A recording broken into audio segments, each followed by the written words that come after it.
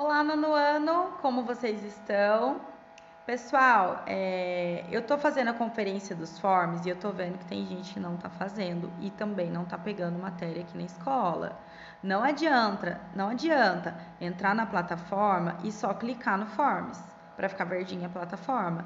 Tem que responder e colocar enviar.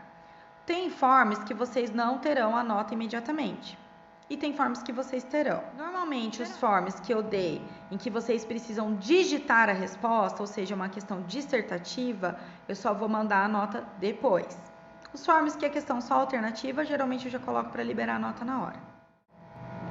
Fez.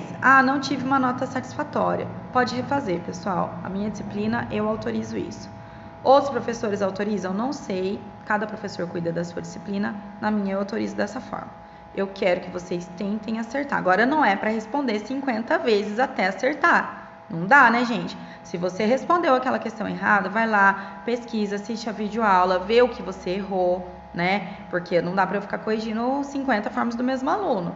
Então, fez a primeira tentativa, você tem a segunda oportunidade, a segunda tentativa, ok? Então, vamos lá. Aula passada, nós estávamos falando sobre as ondas sonoras. Essa aula, nós falaremos sobre as ondas luminosas, ou seja, sobre a luz.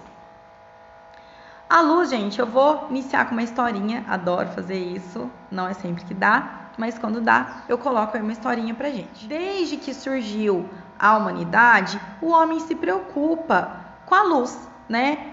E com a escuridão. Quais eram as fontes de luz que o homem conhecia?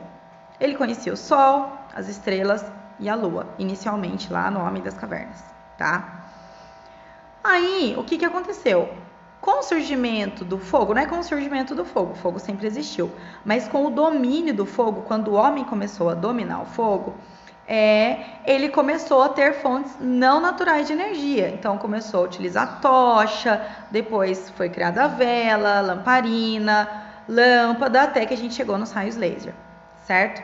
Então, foi toda uma evolução dessa questão da luminosidade. A vida na Terra, gente, sem luz não teria como ter vida na Terra. Por quê? A luz do Sol, ela tem lá a luz ultravioleta e essa luz é que é utilizada pelas plantas para poder fazer fotossíntese. Com isso, é eliminado gás carbônico na atmosfera, mexe com toda a questão dos gases atmosféricos e criou-se a nossa atmosfera aí, desde a evolução do planeta, desde o resfriamento do planeta, tudo isso foi gerando uma atmosfera e que permitiu que houvesse vida na Terra, certo? O que é o vento? O vento é o aquecimento desses gases atmosféricos e o movimento deles. Quem que vai aquecer esses gases atmosféricos? O Sol. Então, olha o quanto a luz é importante, certo? A luz, gente, depende da fonte luminosa. Então, eu tenho luzes mais intensas, luzes menos intensas, comprimentos de ondas luminosas diferentes. Então, eu tenho fontes emissoras de luz, que são as fontes luminosas. No caso, fogo, o sol, são exemplos de fontes luminosas. E eu tenho fontes que desviam ou que refletem a luz. Por exemplo, a lua, o espelho, qualquer superfície que seja mais brilhante, tudo isso vai refletir a luz. Então, são fontes iluminadas, certo? Mas o que é a luz? A luz, ela é uma energia radiante que causa a sensação para nós da visão. Então, por exemplo, quem não consegue enxergar, quem é deficiente visual, vai adiantar ter luz no local? Não, porque não vai causar essa sensação da luz, né? Mas o que vem a ser essa energia radiante? São ondas eletromagnéticas. Eu já falei lá na primeira aula de ondas que eu tenho ondas mecânicas, um exemplo são as ondas sonoras, e eu tenho as ondas eletromagnéticas, que um exemplo é a luz. Aí, gente, esse cara aqui, o Maxwell, ele falou o seguinte, tá? Nessa história da humanidade, estudar a luz, tiveram várias teorias, não dá para contar todas, senão a aula fica muito longa, mas ele falou o seguinte: sempre que uma carga elétrica ela é acelerada, ela vai emitir ou vai irradiar uma onda eletromagnética. Ou seja, campos elétricos e campos magnéticos vão oscilar e vão se propagar essa oscilação no espaço, apresentando todas as propriedades de um movimento ondulatório, porque inicialmente eles achavam que a luz não era uma onda, só que a luz, ela tem sim essa propriedade de ondulatória, tá? Porque ela vai oscilar os campos elétricos e magnéticos e vai propagar essa oscilação, tá? Aí, gente, coloquei essa tabelinha aqui. Fontes luminosas eu posso ter naturais, como por exemplo o sol, posso ter artificiais, como por exemplo as lâmpadas. Então a luz, ela é uma onda eletromagnética. Deixa eu pegar minha canetinha aqui. Vou colocar minha imagem para cá. Ela é uma onda do tipo eletromagnética e além dela ser uma onda, ela também é energia, tá?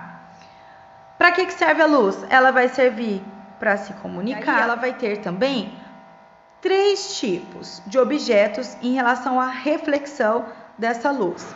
Então, eu tenho objetos transparentes, que eles vão deixar a luz atravessar por eles. Eu tenho objetos translúcidos, em que a luz consegue passar por eles, mas parcialmente, então eles bloqueiam um pouquinho a luz. Por exemplo, o vidro, quando ele é fumê, aquele vidro mais escuro.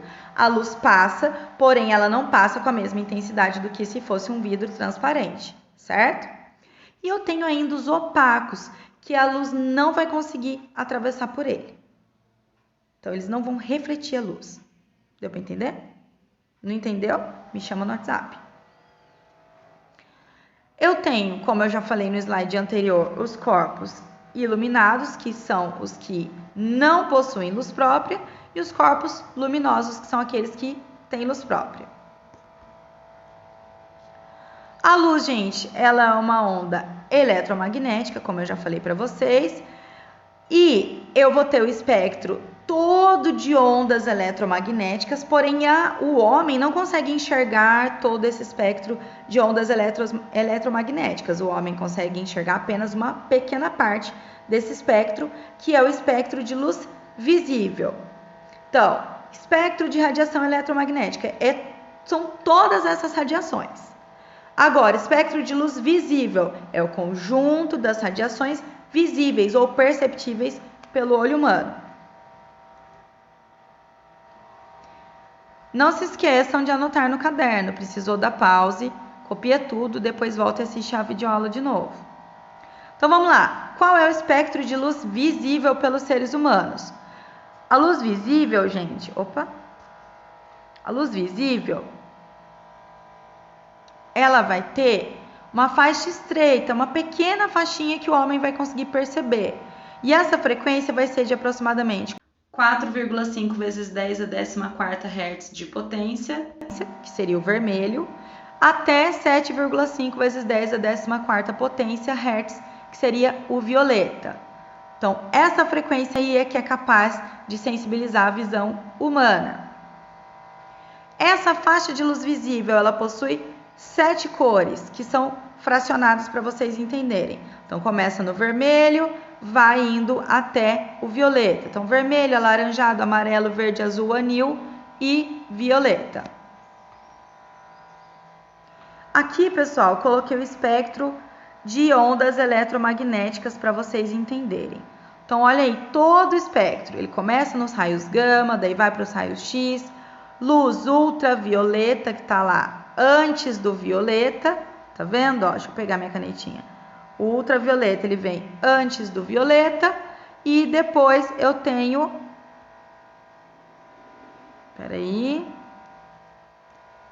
E depois eu tenho o infravermelho, que ele vai para depois do vermelho. Aí eu tenho as micro-ondas e as ondas de rádio. Cada uma dessas, gente, vai ter uma frequência. Porém, qual é a frequência de luz visível?